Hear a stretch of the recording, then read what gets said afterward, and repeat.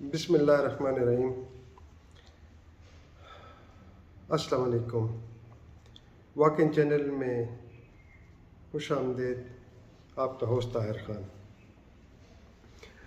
آوازیں اونچی ہو رہی ہیں کہ غیر قانونی افغانوں کو یا افغان مہاجرین کو نکالنے کا وقت آ گیا ہے۔ جی بالکل، آپ ٹھیک کہہ رہے ہیں، ان کا کچھ نہ کچھ بندوبست ہونا چاہیے۔ اس ویڈیو میں کچھ حقائق آپ کے سامنے رکھتا ہوں اور پھر کچھ سجیشن بھی جو اپنے حکام سے آپ ذرا ویڈیو کو آخر تک دیکھیے۔ تاریخی طور پر یہ زمین جو کے پی کے اور ناردرن بلوچستان کا علاقہ ہے اسپیشلی، یہ پشتونوں سے، پٹھانوں سے، افغانوں سے، جس نام سے بھی آپ اس کو پکاریں، یہ علاقہ ان سے منسوب کیا جاتا ہے۔ اور پھر 1893 میں آپ کو پتہ ہے کہ ڈیورنڈ لائن بن گئی، اور ڈیورنڈ لائن جس کو میں بھی بارڈر سمجھتا ہوں، یقیناً ایک بارڈر بیچ میں بچھا دیا گیا اور ایک لکیر مار دی گئی۔ لیکن اس میں یہ ہوا کہ بہت سارے لوگ، پٹھان تو یقیناً یا پشتون قوم تقسیم ہو گئی، لیکن اس میں قبیلے بھی بڑے تقسیم ہوئے۔ ایسے قبیلے ہیں جو آدھے بارڈر کے اس طرف ہیں، آدھے بارڈر کے اس طرف ہیں۔ مثلاً جیسے بڑے شنواری، وزیر قوم، داوڑ قوم بھی کچھ حصے یہ دونوں سائڈوں پر رہتے ہیں۔ اچھا، اس کے علاوہ کچھ قبیلے ایسے تھے، یا جس کو انگلش میں ہم نومیڈس کہتے ہیں، خانہ بدوش کہتے ہیں۔ پشتو زبان میں زیادہ تر ان لوگوں کو کوچیان کہتے تھے، کوچی جیسے کوچ کرنے والے کوچیان، یا غلجی یا لمڑی، یہ الفاظ زیادہ تر استعمال کیے جاتے تھے ان لوگوں کے لیے۔ یہ لوگ 6 مہینے پاکستان میں رہتے تھے، 6 مہینے افغانستان میں رہتے تھے، وہاں سردی ہو جاتی تھی تو ادھر آ جاتے تھے جانوروں کو اپنے لے کر۔ ان کے پاس بڑے بڑے مویشی، یہ لوگ زیادہ تر کام ان کا مویشی پالنا تھا، اور بڑے بڑے ان کے پاس بھیڑ بکریوں کے ریوڑ ہوا کرتے تھے۔ اور اس کے علاوہ یہ لوگ خشک میوہ اور کپڑے، اس کا کاروبار وغیرہ بھی کرتے تھے۔ مطلب صرف جانوروں کے ساتھ ان کا گزر بسر نہیں تھا، یہ کام بھی ساتھ کرتے تھے۔ پھر آپ کو پتہ ہے کہ 1974-75 سے افغانستان میں حالات خراب ہونا شروع ہوئے، اور 3 صدر داؤد، ترقی اور صدر امین، مجھے ایگزیکٹ یاد نہیں ہے، امین نام کا تھا ان کا پریزیڈنٹ، 3 پریزیڈنٹ ان کے قتل ہوئے۔ پھر 1979 میں سوویت یونین نے، USSR نے پھر حملہ کر دیا، اور وہاں پر جو ان کا پہلا پریزیڈنٹ سوویت یونین کے انڈر بنا تھا، ببرک کارمل، اس کے لوگ اسپیشلی پشتون قوم، چونکہ وہ تاجک اور ازبک علاقے سے تعلق رکھنے والے لوگ تھے، تو پشتون قوم جو اسپیشل تھی، انہوں نے مائیگریشن شروع کر دی۔ پاکستان نے اپنے بارڈر کھول دیے۔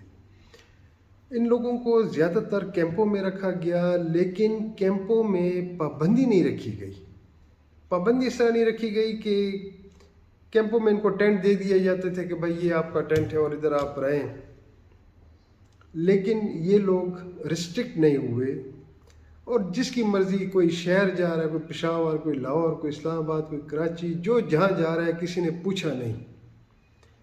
برعکس اس کے، آپ کو شاید یاد ہوگا یا بہت سارے نوجوانوں کو پتہ نہیں ہوگا، سیم ٹائم ایران نے بھی اپنے بارڈر کھولے تھے، لیکن ایران نے کیمپوں میں ان کو رکھا تھا، باقاعدہ خاردار تاریں لگائی تھیں۔ ایک آدمی بھی لیک ہو جاتا تھا وہاں سے، بارڈر سے، جو فینسز تھے وہاں سے، یہ لوگ اگر کوئی نکل جاتا کیمپ سے، شہروں چلے جاتے، وہاں سے پکڑ کے ان کو لے آتے تھے اور دوبارہ کیمپ میں ڈال دیتے تھے۔ اینی ہاؤ، 40 سال ہو گئے، 40 سال سے زیادہ یہ لوگ یہاں رہ رہے ہیں، اور بہت سارے ایسے ہیں کہ جو افغانستان آتے ہیں، جاتے ہیں، یہاں بھی گھر ہیں، وہاں بھی گھر بنائے ہیں، کاروبار بنائے ہوئے ہیں۔ بہت سارے لوگوں نے یہاں شادیاں کر رکھی ہیں، انٹر میرجز ہوئے ہیں، یہاں کے لوگوں نے ان کی لڑکیوں سے شادی کی ہے، یہاں سے بہت ساری لڑکیوں کی شادی افغان مہاجرین سے ہوئی ہے۔ اب کرنا کیا ہے؟ میں کیا کہنا چاہتا ہوں، میری چند گزارشات ہیں جو خاص طور پر حکومت وقت سے بھی ہیں اور آنے والی حکومت سے بھی ہیں۔ وہ یہ کہ وہ قبیلے جو دونوں طرف رہ رہے ہیں یا رہ رہے تھے، ان میں سے جو افغانستان سے آئے ہیں، انہی قبیلوں میں سے پاکستان جو ہجرت کر کے آئے ہیں، میرا خیال ہے کہ ان کو پاکستانی شناختی کارڈ کی اجازت ہونی چاہیے، ان کو پاکستانی شناخت دینی چاہیے، نمبر 1۔ نمبر 2، وہ لوگ، وہ کوچیان یا وہ خانہ بدوش جو یہاں میں نے پہلے ذکر کیا ہے کہ وہ 6 مہینے یہاں اور 6 مہینے وہاں رہتے تھے، ان کے بھی بڑے لوگوں کے ریکارڈ ہیں، بزنس ریکارڈ ہیں۔ فرینکلی ہمارے بڑے کئی لوگوں کو جانتے تھے، ہمارے علاقے میں آتے تھے، جانور وغیرہ بیچتے تھے، اور جانور بیچتے تھے ایسے کہ آتے تھے جانور بیچ کے پھر چلے جاتے تھے کہ جی 6 مہینے کے بعد آئیں گے پھر پیسے لیں گے۔ تو وہ بہت سارے ان کی شناخت ہو سکتی ہے، وہ کوئی مشکل کام نہیں ہے، ان کو بھی پاکستانی شناختی کارڈ دینا چاہیے۔ اس کے بعد آ جاتی ہے باری ان لوگوں کی جنہوں نے جعلی شناختی کارڈ بنائے ہیں یا جو غیر قانونی رہ رہے تھے یا رہ رہے ہیں، ان کے ساتھ نرمی کس طرح برتی جائے۔ میرا خیال ہے کہ ان لوگوں کو نکالیں مت، ان لوگوں کو پکڑیں، ان کو افغان کارڈ بنا کر دیں، اور افغان کارڈ کے ساتھ بھاری جرمانے۔ مثال میرے ذہن میں آتا ہے، بے شک وہ کسی قسم کا بھی آدمی ہو، لاکھوں روپے میں اس پر جرمانہ لگائیں، جو غیر قانونی رہ رہے تھے ادھر۔ بہت سارے لوگ کاروبار کر رہے ہیں لیکن وہ ان کے پاس کوئی شناخت نہیں ہے، ان کو ٹریڈ لائسنس بنا کے دیں، چاہے وہ ریڈی کیوں نہ ہو، ریڈی کا لائسنس بنا کے دیں، اور ریڈی کا لائسنس بھی ان کو چاہیے کہ وہ اپنی ریڈی کے اوپر وہ لگا کے رکھیں۔ جیسے ہمارے عربوں میں نظام ہے، عرب ہمارے دوست ممالک ہیں، ہمارے مسلمان بھائی ہیں، لیکن آپ کو یہ بہت اچھی طرح معلوم ہے کہ یہاں سے جو لوگ وہاں جاتے ہیں دبئی، تو 6,000 سے لے کر کوئی 10,000 درہم تک ان کو اقامہ بنتا ہے، یعنی وہاں کا ویزا بنتا ہے۔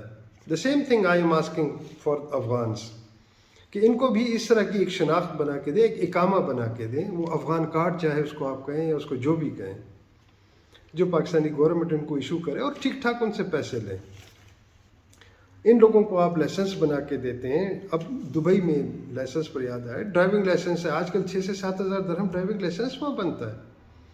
وہاں پر کوئی چھوٹا موٹا ٹریڈ لائسنس لیتے ہیں دبئی میں تو آلموسٹ 30,000 درہم، 30,000 درہم پاکستانی تقریباً کوئی 25 لاکھ روپے بنتے ہیں۔ اچھا، اپنے لوگوں کے لیے ان کے ایسے سسٹم نہیں ہے، اپنے لوگوں کے لیے تو سب کچھ فری ہے۔ آپ ان لوگوں سے کیوں نہیں لیتے ہیں پیسے؟ آپ ان سے پیسے لیں، بڑے بڑے کاروبار کریں۔ ماشاءاللہ افغان مہاجرین ہمارے بڑے ٹھیک ٹھاک بزنسز ہیں، بلکہ زیادہ تر بزنس انہیں کے پاس ہیں، چاہے وہ ریڈی ہے، چاہے وہ دکان ہے۔ یہاں پر اسپیشلی KPK کے علاقہ اور بلوچستان کا علاقہ، پنجاب میں بھی، ایون جیسے کراچی میں آپ نے بات کی، کراچی میں بہت سارے لوگ آباد ہیں۔ ان لوگوں کو آپ اکانومی میں شامل کریں، ان لوگوں سے ٹیکسز لیں۔ پاکستانی پر اگر آپ 10% ٹیکس لگاتے ہیں، ان پر بے شک 14-15% ٹیکس لگائیں، ان سے ٹیکس لیں، ان کی شناخت وہی رہے، ان کی شناخت چینج نہ ہو، چاہے وہ افغانی ہو، چاہے ایرانی ہو، چاہے بنگالی ہو، وہ اس شناخت کے ساتھ رہیں۔ بنگالی کا ہے تو اس کو بنگالی کارڈ بنا کے دیں، ایرانی ہے اس کو ایرانی کارڈ بنا کے دیں۔ یہ صرف ایک ایون انڈیا سے اگر ابھی کوئی آ جاتا ہے، میں اس کے لیے بھی سیم بات کروں گا۔ یہ نہیں ہے کہ وہاں سے کوئی مسلمان آتے ہیں ان کو بھی کوئی انڈین کارڈ بنا کے دیں۔ سب کے لیے ایک سسٹم ہونا چاہیے، لیکن ان کو آپ شامل کریں، انٹیگریٹ کریں اپنی اکانومی میں ان کو، اور ان کو ہٹانے یا زبردستی نکالنے سے مسائل بہت سارے کھڑے ہو سکتے ہیں، جو میرے سے زیادہ ایجنسیاں، حکومت اور ان چیزوں کو وہ لوگ سمجھتے ہیں۔ میں ظاہر ہے سب کو یہی کہہ سکتا ہوں کہ آپ ہوش کے ناخن لیں، اور سب سے پہلے پاکستان کے لیے سوچیں، اور سوچیں، یقیناً سمجھ آ جائے گی۔ میں نہیں چاہتا ہوں کہ خدا نخواستہ وہ وقت آئے کہ ہمارے لیے، ملک کے لیے، اور جو یہاں کے لوکل لوگ ہیں یہاں کے لیے ایسی کوئی پرابلمز کریٹ ہو جائیں جس میں خون خرابے تک کی نوبت آ سکتی ہے. وقت نہ آئے خدا نخواستہ جب افغان یا پشتون قوم کچھ اس طرح کے کہے. اس میں ایک آخری شعر پر ہی میں ختم کر دیتا ہوں اس بات کو. اب نہیں درکار یہ خیرات الفت بھی مجھے، اب نہیں درکار یہ خیرات الفت بھی مجھے، وہ اگر صدقے میرے سر کے اتارے مسترد. شکریہ.